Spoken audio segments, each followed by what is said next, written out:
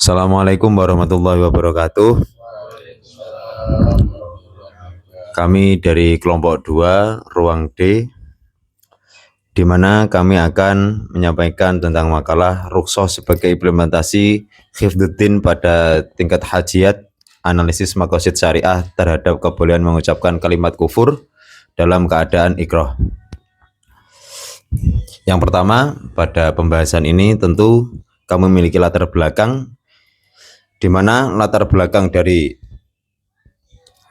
makalah ini adalah tujuan ilmu pokok syariat maqasidul khamsah, diantaranya adalah hifdzuddin. Hifdzuddin ini menempati kedudukan pertama yang paling utama. Dalam tradisi usul fikih, hifdzuddin tidak melulu tentang masalah daruriyat. Tentu dalam kitab-kitab kuning juga memberi solusi atau disebut dengan rukhsah.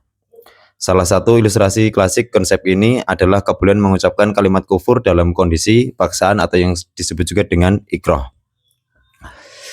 di mana posisi ini mengancam keselamatan jiwa, sehingga tema ini banyak disinggung dalam literatur klasik yang dikursuskan, yang ada terpaku pada perdebatan yang tegas menstatuskan hukum daruri dan tidak secara tegas menyebut ada klasifikasi tingkat hajiat pada hifdzuddin.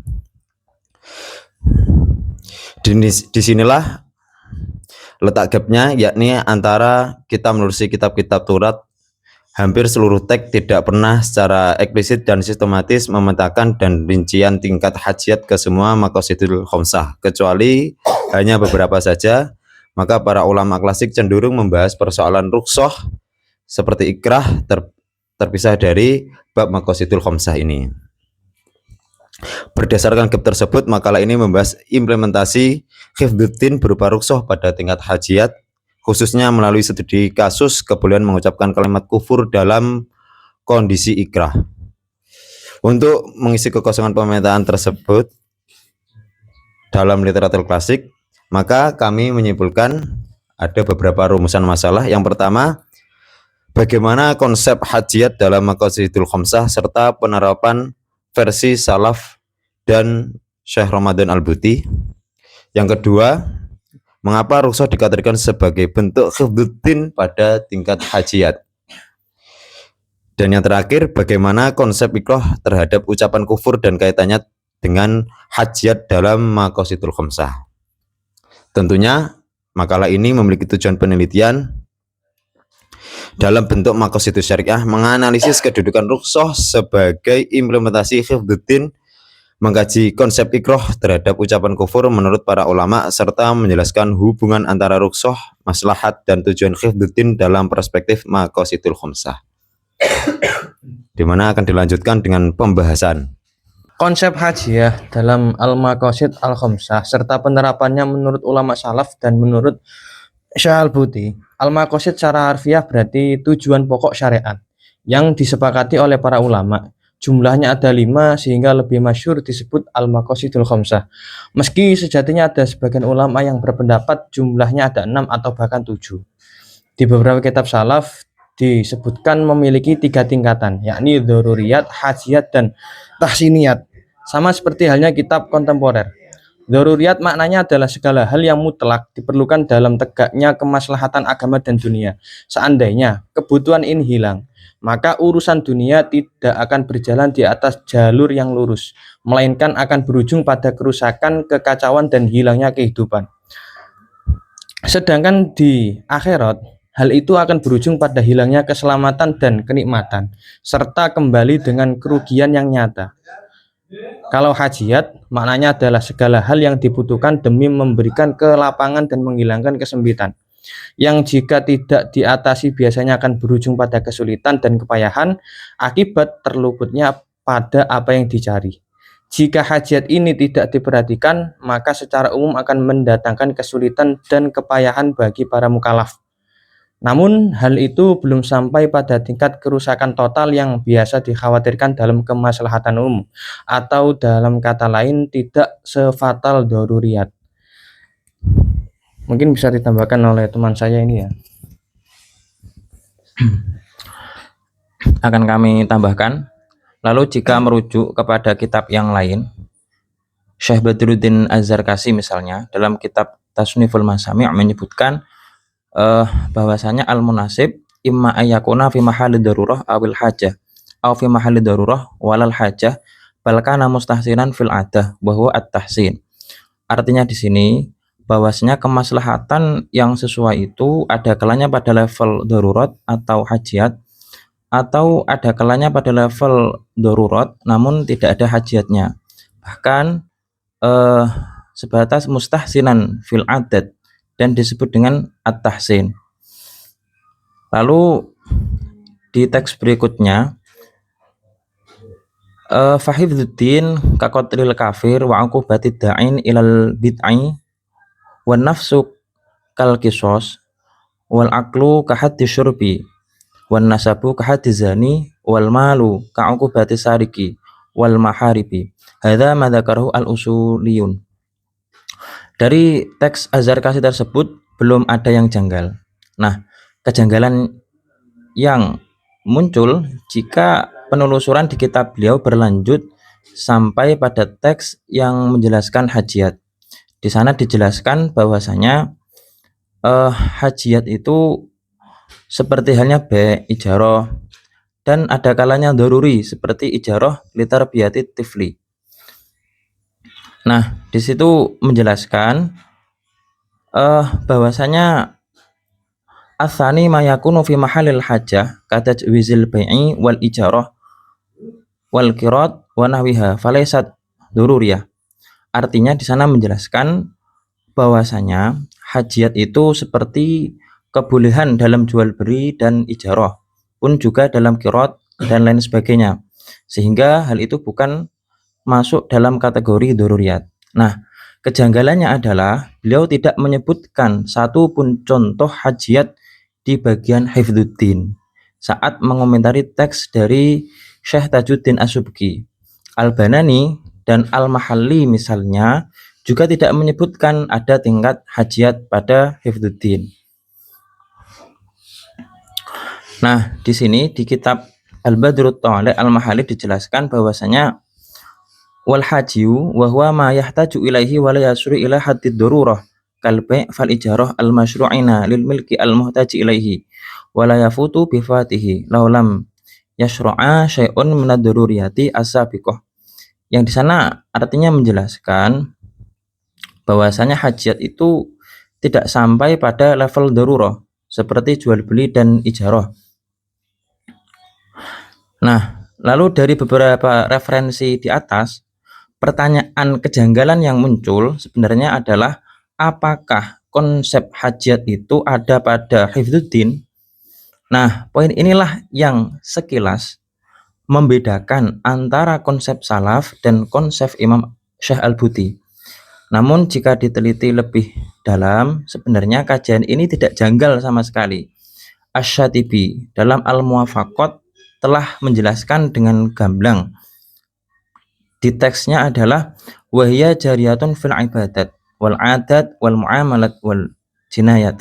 Fa fil ibadat karukhas al mukhaffafah bin nisbati ila luhukil masyaqqah bil marad was safar. Nah, dari ibarat ini terjawab sudah bahwa konsep al-buti yang awalnya terlihat beda dan tidak ditemukan padanannya di teks salaf ternyata tidak.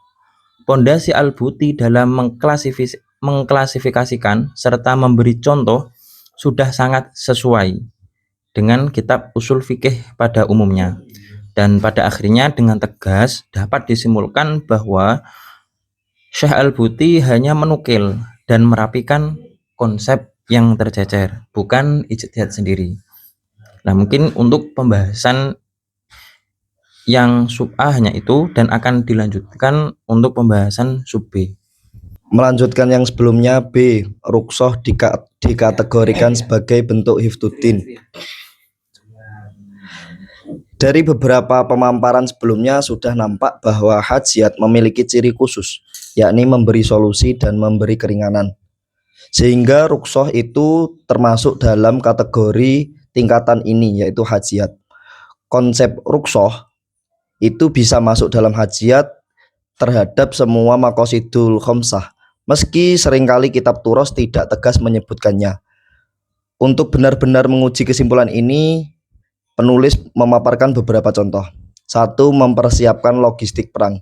Ini dalam konteks jihad, tindakan mempersiapkan logistik perang atau perlengkapan militer sebelum terjun ke medan juang merupakan bentuk gambaran nyata dari konsep wasailul wasail. Sebagaimana ditegaskan oleh Imam Izzuddin bin Abdissalam dalam kitabnya Qawaidul Ahkam bahwa segala bentuk persiapan mulai dari perjalanan, pengadaan perbekalan, dan juga kesiapan fisik itu bukan merupakan inti maqasid, yaitu jihad itu sendiri, tetapi tetap bernilai ibadah dan mendatangkan kemaslahatan yang besar karena menjadi jembatan utama bagi tegaknya jihad. Dalam kerangka Hifdzuddin, persiapan logistik tadi itu masuk ke dalam ranah hajiat karena berfungsi untuk menghilangkan kesempitan dan kesulitan bagi para mujahidin. Tanpa adanya hal tadi, maka sudah dianggap cukup jihadnya. Tapi itu mengganggu dalam konsep jihadnya. Sehingga kalau seandainya tidak ada logistik, maka akan tetap jalan jihadnya walaupun menggunakan batu, tapi ini akan berujung dalam kegagalan. Yang nomor 2 akan dilanjutkan oleh teman.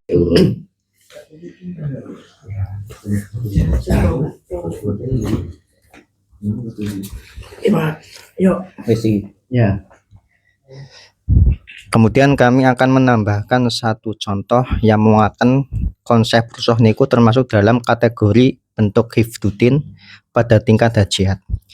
Contoh tersebut adalah perjalanan atau safar.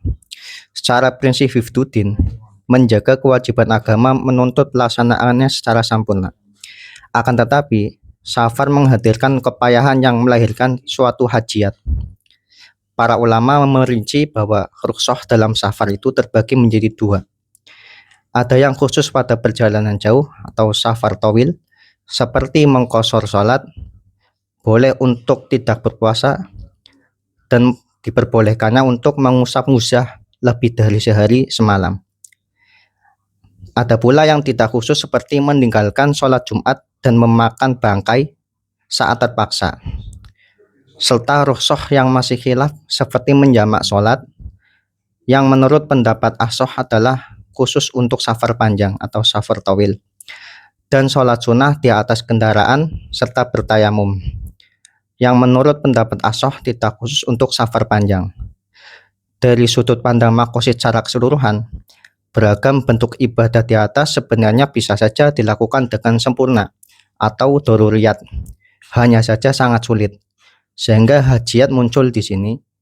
Rukhsah boleh dipilih atau dilakukan oleh seorang mukallaf. Mungkin contoh-contoh lain nanti bisa ditambahkan oleh teman kami. Melanjutkan sub B yang mana rukhsah sebagai bentuk Hifdzuddin dalam tingkat hajiat. Yaitu contoh yang ketiga itu sakit. Hifdzuddin di tingkat daruriyat menuntut pelaksanaannya secara sempurna, utuh dan tanpa celah.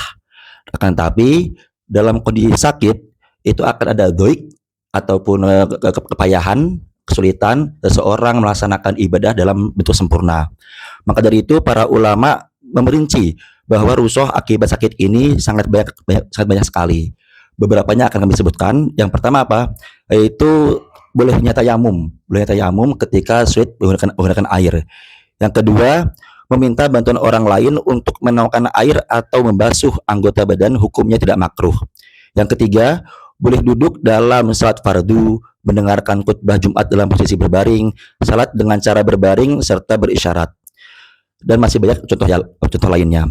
Jika ditatbikkan atau diaplikasikan dalam konsep maqasid secara keseluruhan, seharusnya bentuk ibadah tersebut harus dilakukan secara sempurna dan maksimal. Akan tapi karena kondisi sakit akan ada dhaik ataupun kepayahan, kesulitan seseorang sempurna melakukan ibadah. Maka dari itu muncullah hajiat, sehingga ini sebagai solusi untuk seseorang tersebut. Nah, para mukallaf boleh memilih dan juga melakukan rukhsah yang ada ataupun yang telah dijelaskan oleh para ulama. Mungkin hanya itu yang selanjutnya akan dipaparkan oleh teman saya. Selanjutnya, contoh rukhsah yang dikategorikan sebagai bentuk hifdzuddin pada tingkat hajat adalah keterpaksaan. Akan tetapi, suatu keterpaksaan yang memang dianggap sebagai suatu contoh yang dapat mendukung hal tersebut, ini merupakan suatu tekanan atau paksaan yang memang mengancam keselamatan, menghadirkan kepayahan ekstrim yang melahirkan nanti sebuah hajat. Para ulama memerinci bahwa hukum rukhsah akibat paksaan ini memiliki ketentuan yang berbeda-beda pada setiap perbuatan. Sebagian dari hal yang diperbolehkan sebab terpaksa adalah sebagai berikut. Yang pertama, boleh melakukan qital yang memang hal tersebut awalnya diharamkan oleh Allah Subhanahu wa taala. Yang kedua, boleh melakukan pertempuran yang awalnya itu haram karena ada sifat maliyah seperti melibatkan perempuan dan anak-anak kaum harbi dalam situasi terpaksa. Selanjutnya boleh qadhf, dan selanjutnya adalah boleh mencuri yang mana awalnya itu adalah suatu perkara yang haram. Tatbiknya ataupun penerapannya dalam konsep maqasid adalah sebagai berikut. Menjaga kemurnian hukum dan menghindari perbuatan terlarang secara mutlak tanpa kompromi. Sebenarnya bisa saja dilakukan dengan sempurna, sesuai konsep daruriyat. Akan tetapi, tekanan ikroh membuat sebagian situasi menjadi sangat sulit. Sehingga hajat muncul di sini, sehingga beberapa contoh perbuatan di atas diberi rukhsah untuk dilakukan. Oke. Kat terus iku apa jenenge akan diteruskan gitu loh. Ya. Gak apa terusnya. Selanjutnya, contoh akan dilanjutkan oleh teman kami.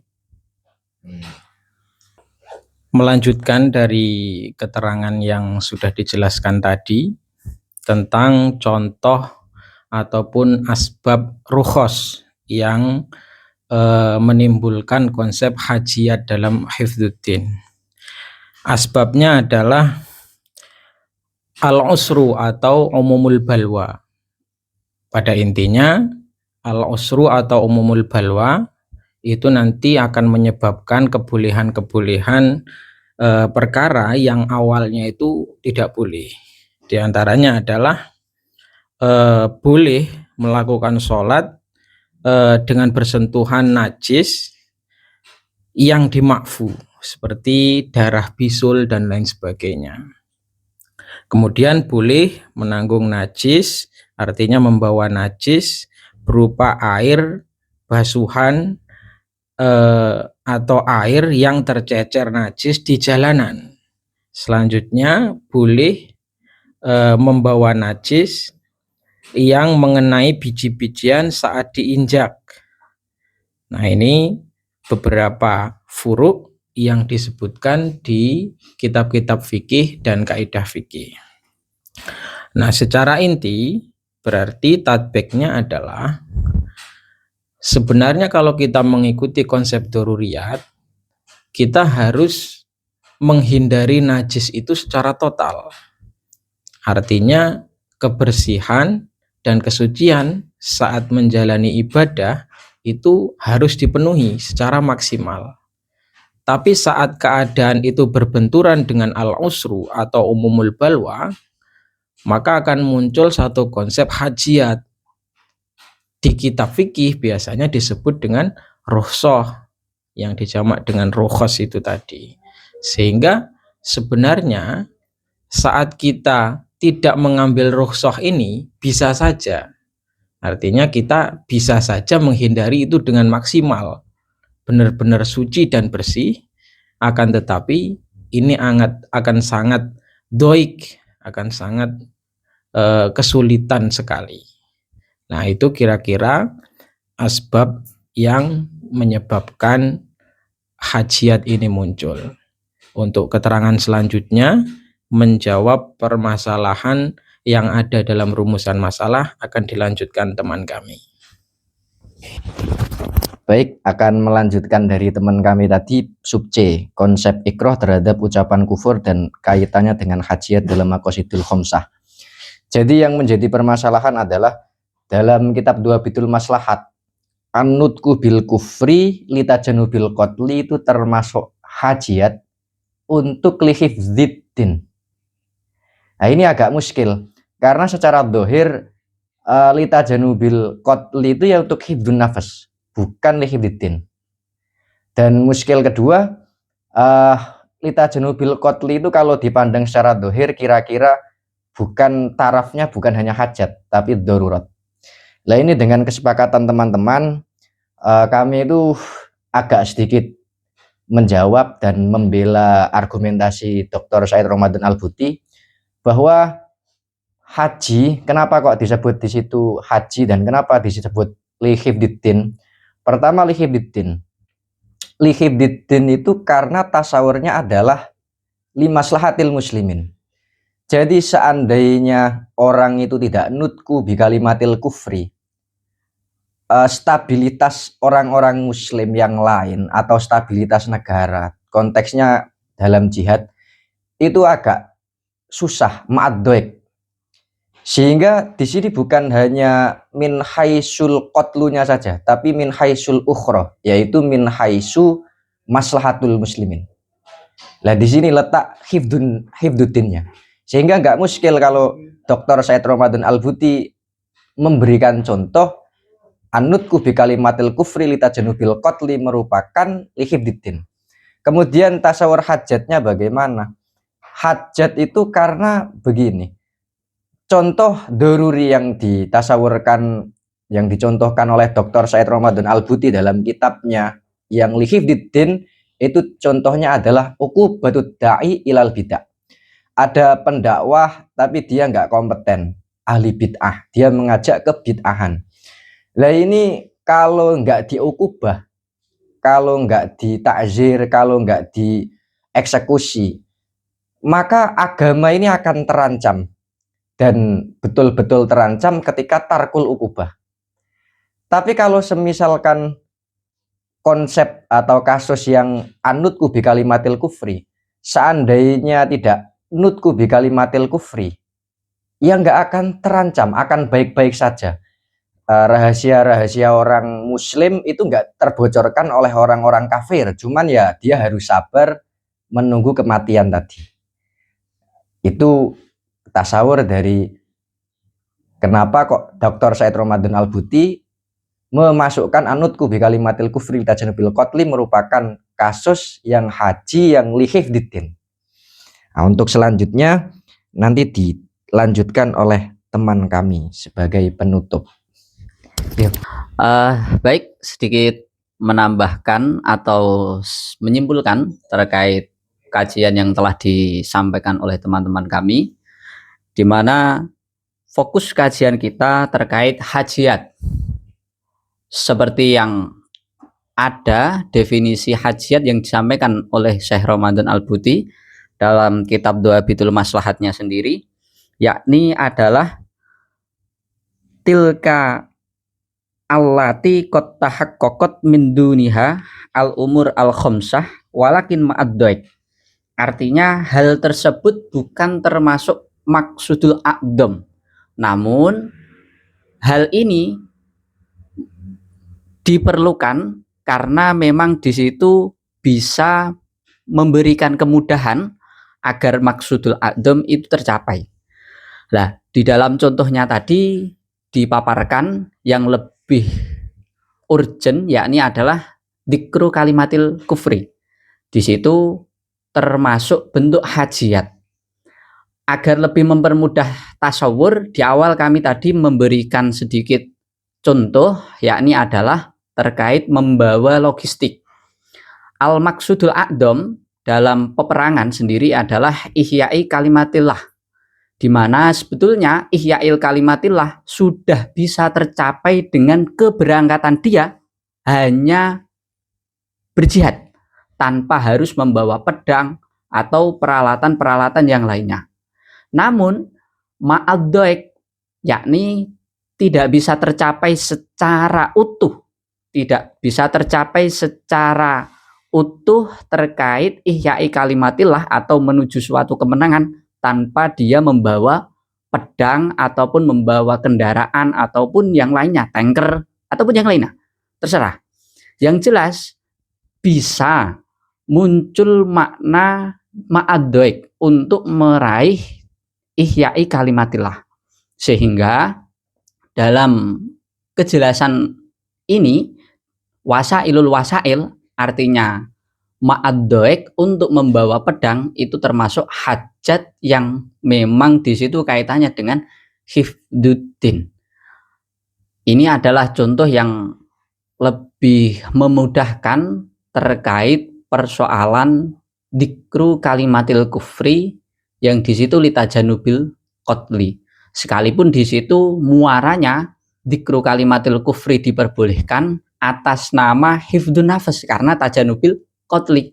Tapi di sisi lain tadomun tidak ta'arud, yakni adalah ada sisi maslahat yang kembali kepada orang muslim. Apakah konsep tadomun itu ada? Ada. Ketika memang di situ tidak ada ta'arud.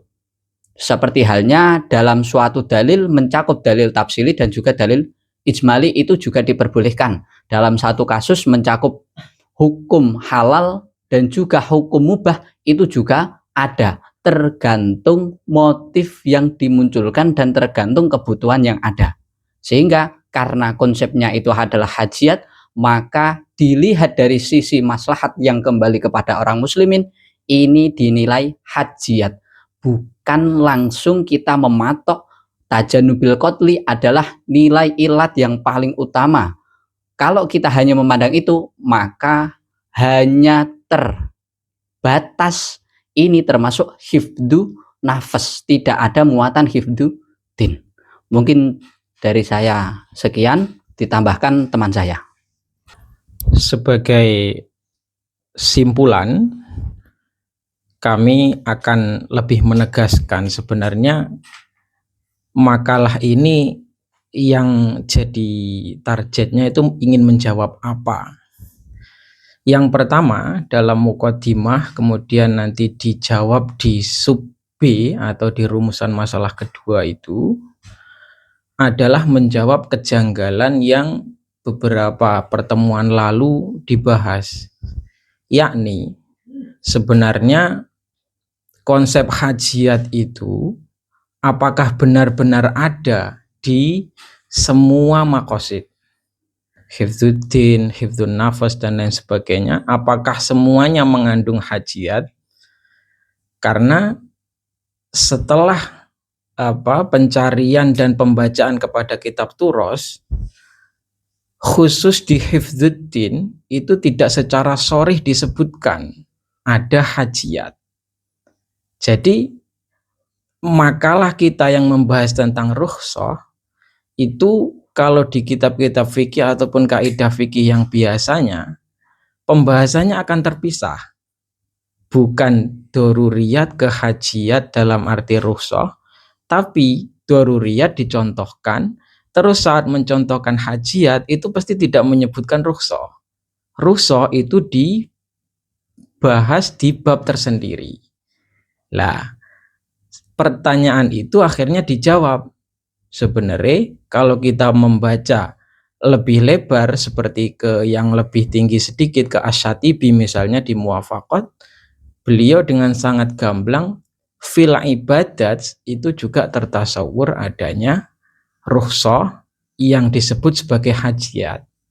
Sehingga secara garis besar konsep rukhsah itu semuanya masuk ke hajiat, kecuali ada beberapa yang jelas nggak masuk. Semisal kalau kita kaji di asbah wan nadhair itu asbab rukhsah itu ada nisyan, ada jahlu. Tentu nisyan dan jahlu ini kalau kita tatbikkan ke permasalahan maqasid tidak akan bertemu, karena nisyan dan jahlu itu kaidahnya adalah tidak adanya taklif, bukan masuk dalam kerangka maqasid yang munculnya dari taklif. Nah, itu yang pertama. Jadi jawaban intinya ada di kitab Al-Muwafaqat. Sehingga Al-Buti itu cuma merapikan saja, tidak membuat ijtihad baru dengan menampilkan rukhsah sebagai hajiat fi hifdziddin. Itu hanya melanjutkan dari ulama terdahulu. Lah, terus yang kedua, saya kira tadi sudah sangat tepat sekali dan sudah sangat cukup, yaitu menjawab tentang posisi tajannubul qotli yang akhirnya jawas nutku bi kalimatil kufri. Nah, sekian dari kami kelompok 2 sebagai penutup. Kami mewakili dari seluruh kelompok 2 memohon maaf bila ada kesalahan. Akhirul kalam, wassalamualaikum warahmatullahi wabarakatuh. Waalaikumsalam warahmatullahi wabarakatuh.